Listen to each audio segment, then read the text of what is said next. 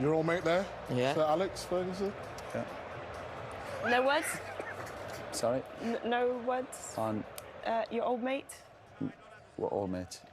Micah? Sir Alex Ferguson? No? No, well, I hope he enjoys the game, yeah. I hope it's a good night for all United supporters and ex-managers. We've got... No, not quite. Boots, To be fair, I weren't going to do any interviews, but then I heard it was with Roy Keane. So Come on, Roy. It's on you. Hey, brothers, can you do the downside, please? Do it! Do it for us, will ya? oh, will I? With pleasure, Michael. With pleasure. Roy Keane, that's for you, sir. Channel 20! Boys, you have any I've always words? said he's a good player. That's it. I always said he's a good player, but he needs to be more consistent. Simple as that. And we ask our defenders, people talk about our midfielders, about doing a job. You've got to multitask. You've got to be able to do this and still clear the ball, as if, like, I've got my man here. No, you've got to multitask. Do more than one job. It's just been too easy. I think Far too easy. It's been like that all season for United. Far too easy. Roy, unfortunately... We'll get back to Roy in just a quick second, but remember, if you like this video, please like, share and subscribe, and don't forget to click the notification button so that you know when the next Big D video hits. And as ever, if something is on your mind, if something is bubbling up inside of you that you need to express, please express it in the comments. The Big D reads all of the comments, and he's always interested in what is on your mind. Well, a little bit of a subdued video today after last night's horrific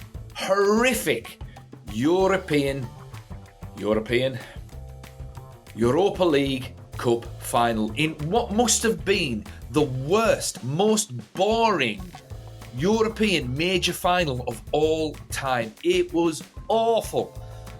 Anyway, we're going to leave you with Roy.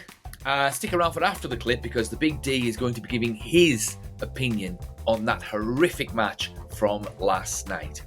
Here's Roy. Joining us at the big desk for the very first time, a football great whose trophy cabinet is loaded with silverware, including the 1999 Champions League, 7 Premier League titles and 4 FA Cups. Wow. Manchester United legend Roy Keane. Welcome.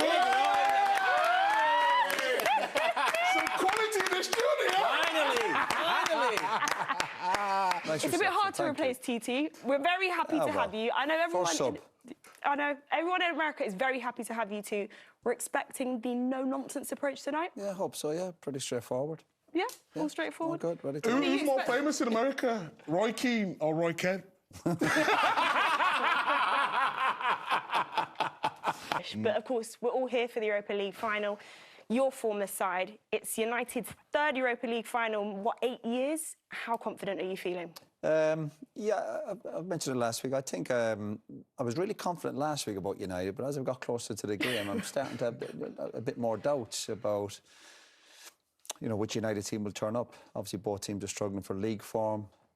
Spurs obviously have beaten United a few times already this season. So it's a really difficult one to call. And again, it'll come down to a moment which top player will turn up.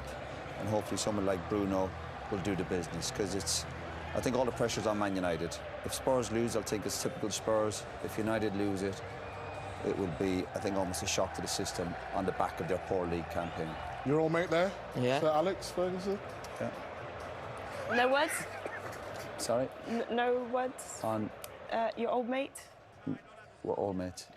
Micah? Sir Alex Ferguson? No? No, well, I hope he enjoys the game, yeah. I hope it's a good night for all United supporters and ex-managers. We've got Captain Fantastic next to us of your Manchester United teams. I mean, what a captain he was, and you're bosom buddies now. Just hesitate. It's really nice to have. It's really nice, Roy, to have you on the show. I'm not sure you're supposed to talk. No. No, you might drop it. If you want it, you can. Anyway. Roy, it's nice to have you on the show. It's really nice for the American people to get a little bit of Roy Keane. Yes. You know? We could all do a bit of Roy Keane in our lives. Thank you so much, Peter. Thanks, Peter. Guillem, we'll be Thank back to you. in just a moment. Do you agree, Roy? Do you think this is his penultimate game in charge? Yeah, I think so. And on the back of it, because the pressure's been under, and to lose 21 games, listen, that's hard to take. But if he can win a trophy, then you think it's probably, in a strange way, a good time to leave. But of course, if he loses, you're thinking the pressure will just be mounted on him. I think he has been a bit narky lately. I think when he first came into the Premier League, everyone was enjoying his humour, the novelty of it. But but the pressure's took its toll on him. You can see that. You can see with him, it's been building. But having said that, I think Spurs, whatever's gone on this year, if they can push all that to the side, this is where you need a strong mentality for a final. Almost obviously forget the league campaign. Yeah. If they can win tonight, then it'll be a great night for Spurs. That's the nature of it, and that's where it's a test for Spurs, where we've always been critical over the years. They certainly have to have a good mentality tonight and a belief that they can beat Man United. Leroy? Yeah, well, clearly just problems on and off the field at United. That's it. But what would help when you start winning football matches? All of a sudden, you think that will drive the club forward. I think when we played years ago, we knew there was a business to United. We knew what was going on in the background, but we were driven to win football matches. Whereas now, we're talking too much about what's happening at United at board level, takeovers over the last few years, problems in the background.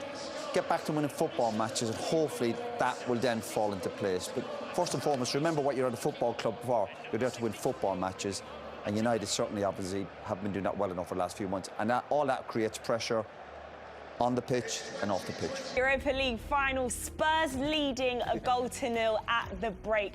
Now, Roy, people worried it would be a cagey affair given how much is on the line. Champions League qualification, much needed financial stimulus for both clubs. But Spurs got the goal. What are your thoughts on the huge moment? Well, really lack of quality. They've almost brought their league form to the table, but there's been tension, obviously. Yeah. And the Spurs have managed to get their nose in front. Big moment, obviously. We're giving Johnson a go, but I think it might come off Shaw. We mentioned before the game about getting bodies in there. United having bodies back, but not obviously doing a defensive job. And we look at it closely. I still think, and we saw crosses in swingers earlier. I think Maguire's got to focus on clearing the ball. Johnson does a brilliant run, obviously he's nice and aggressive, but United, enough bodies back, but not doing enough. And I think, again, question marks over the keeper. Looks like an OG to me. A lot of people want your thoughts on your former club, Manchester United, but did the better team win today? Yeah, I think so. I think we worried at the start of the second half. They shut up shop very early, and obviously they were just going to be defensive, but they defended really well, unlike Spurs, shall we say. United lack real quality, and when United are dependent on Harry Maguire to get you out of jail at the end of the game, it sums up their problem. And I think the goal summed up the game. Real lack of quality, poor decision-making from United at the end. But what a great night for Spurs. Considering the season had, the pressure they were under, the manager, you look at the celebrations there, well done to Spurs. Hi, Ange. Roy Keane here. I just want to say, Ange, well done. Absolutely fantastic. Brilliant performance. Was it part of your tactic with so long to go, just to sit back in and shut up shop, really? Did you think one goal would be enough? Did you actually believe that? Yeah, I thought we could, Roy. We've been really disciplined in Europe away from home. I mean, I think we kept a clean sheet at Frankfurt. We kept a clean sheet at Bodo away from home, and very similar performances. And this group's, you know, got that resilience in them now. Look, it makes a difference when I've got Van der Ven, Romero, Udogie, Vicario, you know, and then, you know, Bissouma and obviously Pyro right back, but Bissouma and Bentancur. Have you got your shin pads on, James? No, not quite. Boots. To be fair, I wasn't going to do any interviews, but then I heard it was with Roy Keane. So Come on, Roy. It's on you. Hey, Magnus, can you do the downside, please? Do it for us, will you? Oh, will I? With pleasure, Michael. With pleasure. Roy Keane, that's for you, sir. Roy, do you have any I've always said he's a good player. That's it. I've always said he's a good player, but he needs to be more consistent. Simple as that. And he played well tonight. The reason why we were here tonight, Roy. Don't worry, I know you played your part. Well done, don't worry. I'm only messing now. I came down to have a word. He just pulled me, but... And we ask our defenders, people talk about our midfielders, about doing a job. You've got to multitask. You've got to be able to do this and still clear the ball, as if, like, I've got my man here. No, you've got to multitask. Do more than one job. It's just been too easy. I think far too easy. It's been like that all season for United. Far too easy. Roy, unfortunately, we can't have you next season for a Manchester United perspective, but would you come as a Spurs fan? Can we swap them for anyone? Not sure. Let me You're have a not think sure? about it. Speak to your agent. We've enjoyed having you in the studio. Marks out of 10 for Roy's debut? Absolutely brilliant. 11. 10 out of 10. Hey, start. Who's Kate? Who's Thierry? Oh, we got a new team in town. Yeah, new team in town. What would you give Anita? 10 out of 10, baby. Thank you, guys. lovely. You've been a pleasure to work with. What would you like? Me? Me. Your analysis, 10 out of 10. We're always 7 out of top-notch, 10. aren't we? Take 7, We're take always 7. top-notch, aren't we? You should probably send Tottenham that analysis. They might need it next season. Yeah, might do. OK, well, congratulations to Tottenham Hotspur. Thank you to Jamie, Roy and Mike. It's been an absolute pleasure having you with us for the Europa League Final. Of course, you'll have Championship playoff at the weekend and then Champions League Final next week in Munich. PSG against Inter Milan. We can't wait to see you. Take care. It was a weird final. It was just crap. Both teams were awful. And one fluky own goal won it. Man United never really looked like they were going to score. I mean, they had one shot cleared off the line, which was actually a really good piece of defending, to be fair. And Rasmus Højlund did really well to try and score it. But it was just, other than that, there was nothing much in it. And it just sums up Man United's season since Ruben Amorim took over. And that is, we just can't score goals. That's it. If we had a proper number 9 up front last night, like a quality number 9, the level of Bruno, say, then we'd have won last night quite easily. It might have been 3-1 or something like that. Because, they scored a goal and they just went, sod this, we're going to sit with a low block and just try and hit them on the counter-attack, and they're crap up front as well themselves. So it was just a really weird match, and I feel as though United dominated it for most of it, mainly because of the tactics that Ange Postecoglou employed with that low block. It was just boring to watch. It was awful, and it was just a dank squib. And I mean, Ruben Amorim raised a couple of eyebrows last night with his starting 11. I mean, he started Luke Shaw, Mason Mount. What was that all about? I don't get that. I mean, Mason Mount has done well in the past, couple of months and that, since he's started to come back. And fair enough, he's a good player, but he's not ready to start. That's his first start in a competitive match for about 5 years or something stupid like that. Same with Luke Shaw. You don't bring those players on. You don't start them in a major match like this after being out for so long. You just don't. Bring them off the bench. It worked really well against Bilbao and against Lyon. You bring them off the bench, and then, when the other team are a little bit tired, and then they've got a little bit of extra impetus and a little bit more of a spring in the step, that they can take advantage of the slower legs of Spurs. That's what you do.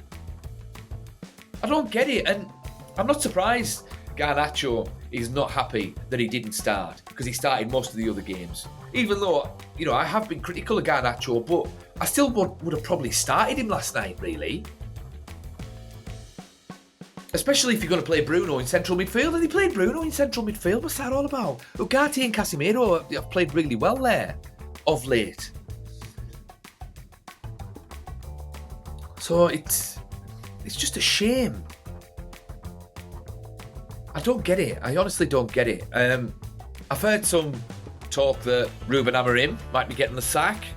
I don't know how much truth there is in that, but that would be stupid if they sack him after this.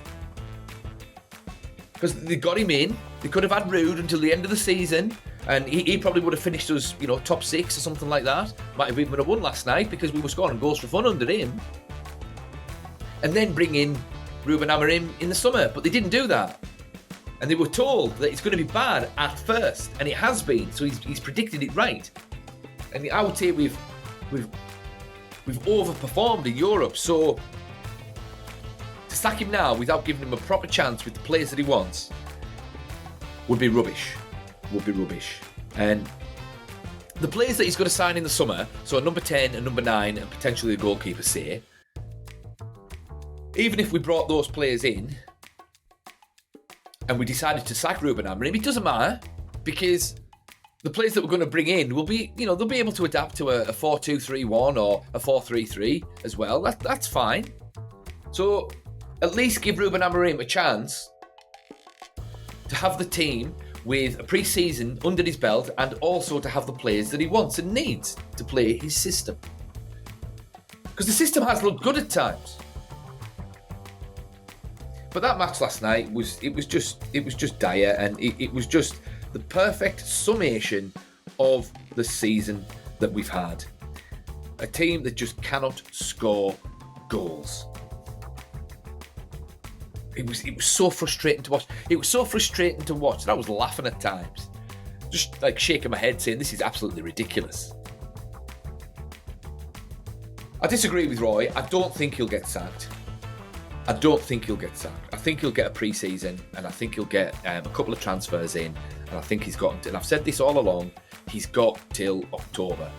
If United haven't seen a drastic improvement by October in their league form, then he's out the door.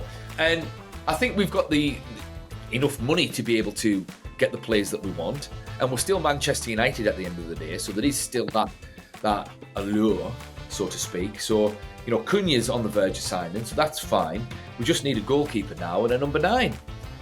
And then a pre-season, and then I think we'll be fine. Because the squad's good enough. They just need some teeth up front. I miss the days of United when they used to score for fun. I mean, it wasn't that long ago as well. Under Ollie, we were scoring for fun. And we started Mazraoui at right wing back. What's that all about?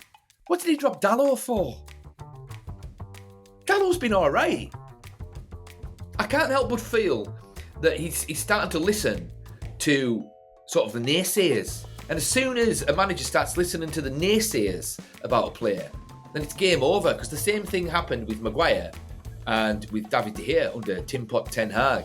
So Diogo Dalot's done all right at right wing back. He's a better right wing back than Mazraoui is. Mazraoui's better playing in the middle. He's dynamic and he's all action, and he does well when he plays it in one of those central defensive positions, because he's not quick enough to play right wing back. At least with Dalot, he can cross the ball. So yeah, it was a strange game last night. Lenny Oro did all right. He did all right. Maguire was all right. I mean, the team didn't really play that bad, to be fair. They just no teeth up front. That is literally the main issue. We had 2 issues that needed to be addressed when Ruben Amorim took over. 3, shall we say, 3. 1 was getting the players used to this new formation. 2, getting a left wing back, which we've got. And I think they're used to the formation now as well, to be fair. And 3, scoring goals. That is the final issue at Manchester United under Ruben Amorim. We need to score goals. So if we've got 200 million, I'd even keep Onana for another season, because I don't think, because we're not going to win the league next season, we're not going to win the Champions League next season. If we're going to win the league and the Champions League, we do need a new goalkeeper, but one step at a time. I think we can finish top 4 with Onana in the nets, but we can only do that by getting some goals in this team. So if we prioritise the number 10 and the number 9 positions for next season, then I think that'll at least get us top 6. Absolutely. And then once we get top 6, say, and another transfer window under Ruben Amorim, a little bit more money and sponsorship, blah, blah, blah, then fork out for a goalkeeper. Unless someone falls in our lap, and then we'll see what happens there. But anyway, what do you guys think? What did you think of the performance last night? Was there any positives there? Tell me about the negatives. Thoughts in the comments. Also, what now for Amorim? And also Bruno. Oh, I've heard Bruno might be getting sold as well. Apparently, Bruno Fernandes is concerned that because we're not getting the Champions League money, they might cash in if they get a big fancy pants offer from Al Hilal or whoever. I hope that's not the case, because we can't afford to lose Bruno. Losing Bruno would be cutting our nose off to spite our face. But what do you guys think? Should we sell him? Should we cash in? Should we get rid of Amorim? Should we keep him? Should we stick with him? What should we do? The Big D wants to hear your thoughts, so thoughts in the comments. And the Big D is going to lick his wounds, and he'll see you in the next one.